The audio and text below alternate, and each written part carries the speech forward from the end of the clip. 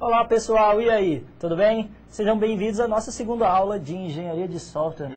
O objetivo da aula de hoje é conhecer os principais elementos que compõem o desenvolvimento de um diagrama de atividades, pessoal.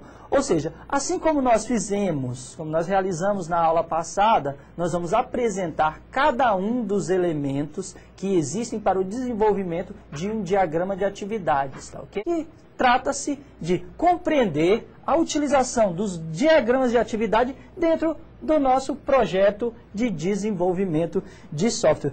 Então, é entender para que serve o nosso diagrama de utilizado, quando é que ele pode ser utilizado, qual o processo é necessário para fazer com que o diagrama de atividades, seja útil durante o decorrer do desenvolvimento do nosso software. Então, existem dois tipos de diagramas fundamentais, os diagramas estruturais e os diagramas comportamentais. Então, os diagramas estruturais, eles servem para quê? Como o próprio nome fala, eles servem para descrever a estrutura do nosso sistema. Ele vai descrever os componentes que existem dentro do nosso sistema, a estrutura real que vai servir de alicerce para a gente desenvolver todas as telas, tudo que vai ser desenvolvido dentro do nosso sistema. E os comportamentais, eles servem basicamente para quê? Como o próprio nome também fala, para descrever o comportamento que o nosso sistema vai ter. Então, uns diagramas da UML vão servir para descrever a estrutura, aonde que vai ser construído todo o nosso sistema, e os comportamentais, eles vêm para ajudar o entendimento das estruturas, ou seja, para descrever o comportamento correto dessas estruturas que a gente está desenvolvendo. Bom, e aí a gente tem uma definição para os diagramas comportamentais que a gente pode ver aí na tela. Então, é a capacidade de expressão temporal e comportamental. Duas palavras muito importantes, tempo e comportamento, pessoal. Das interações que podem ocorrer sobre as funcionalidades e as atividades de um sistema. Bom, então essas duas palavrinhas-chave aí são as que realmente definem o que são os diagramas comportamentais da UML. Eles têm um aspecto temporal, ou seja, eles definem algo em relação a tempo, existe uma sequência de atividades, de ações, eles definem uma sequência de ações que são inseridas no sistema, ou alguém faz a interação com o sistema, mas tudo tem que ser numa sequência de ações. E essas ações, elas fazem todo o comportamento do sistema, como que o sistema vai se comportar, o que tem que ser selecionado, o que tem que ser cadastrado, tudo isso para a gente fazer uma determinada ação ou um determinado caso de uso.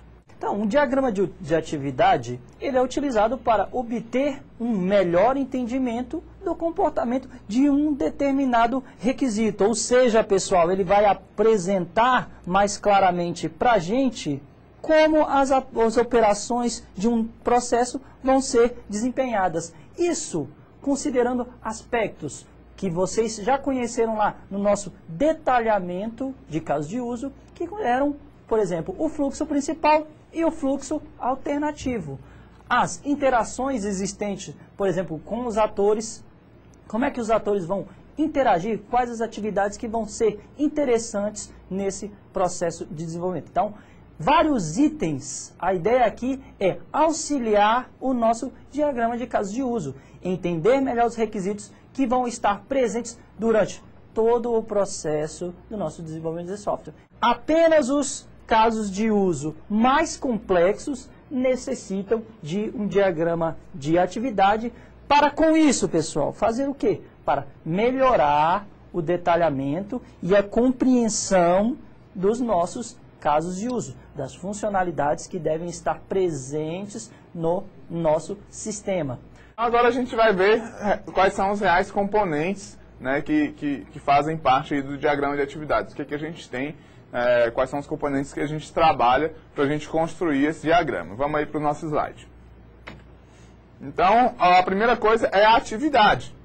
Comportamento composto por uma ou mais ações que devem estar presentes na funcionalidade ou requisitos. Então, a gente tem um gráfico aí que vai definir uma ou mais ações, as ações que fazem parte de um caso de uso, a sequência correta, quais são as ações para a gente desenvolver um caso de uso, Então, é um caso de uso que a gente tem lá, que a gente definiu lá, cadastrar notas. Né? No final da aula a gente vai apresentar graficamente, mas o que a gente precisa fazer para a gente cadastrar notas? Né?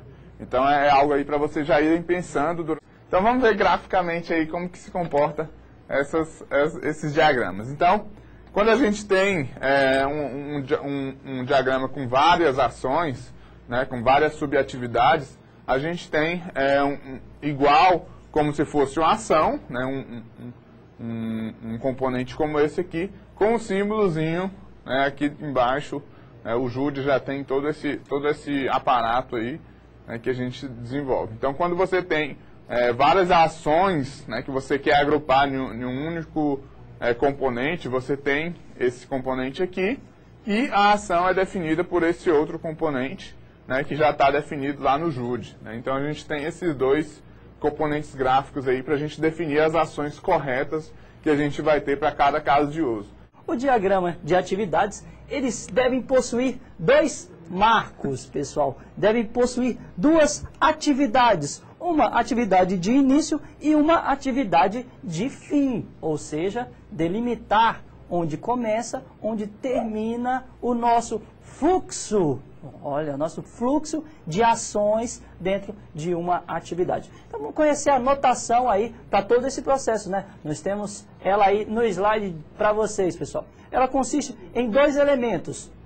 No caso, dois círculos, sendo que um totalmente preenchido e outro com as bordas não preenchidas. Acompanhe no slide aí, pessoal. Olha, atividade inicial e atividade final. É lógico que em um diagrama aí de atividades pode haver diversas atividades iniciais, assim como finais. Né? Então, a gente pode definir N, né, formas aí de você iniciar um diagrama. Né? Você pode ter vários pontos iniciais onde você vai estar fazendo o desenvolvimento da sua aplicação, né? Assim como você pode ter várias atividades finais. Então, isso é muito importante para a gente tentar modelar os nossos sistemas aí, porque às vezes a gente fica preocupado que a gente tem um único ponto de entrada e um único ponto de saída, um único início e um único fim.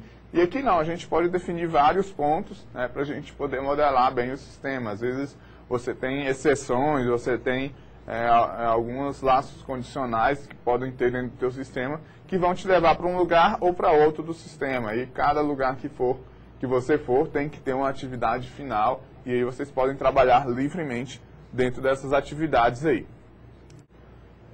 Bom, então a gente vai começar a ver as transições, que são pontos de passagem de uma atividade para outra em um processo. Então a gente tem um processo geral, ou um caso de uso, ou um requisito que a gente levantou, né?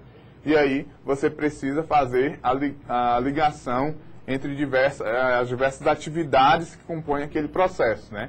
Um processo nada mais é do que um conjunto de atividades interligadas. Então, essas interligações vão ser feitas através de quê? Através dessas transições aí. A transição, como o Fredson falou aí, é um caminho de como as nossas ações dentro de uma atividade, dentro de um processo, serão desempenhadas. Ou seja, uma sequência lógica de uma funcionalidade que estará fazendo parte do nosso sistema. Então, no caso, o casamento entre as atividades, as ações e as transições que vão denotar o fluxo da informação de como o processo vai ser executado para aquele processo, para aquela atividade.